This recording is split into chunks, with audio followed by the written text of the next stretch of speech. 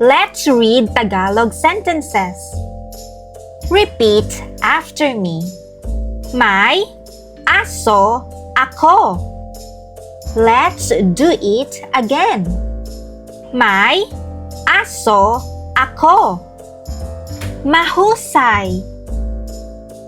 May pusa ako.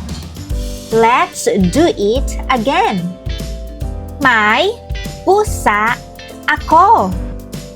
Mahusay. May ibon ako. Let's do it again. May ibon ako. Mahusay. May pagong ako. Let's do it again. May pagong ako. Mahusay.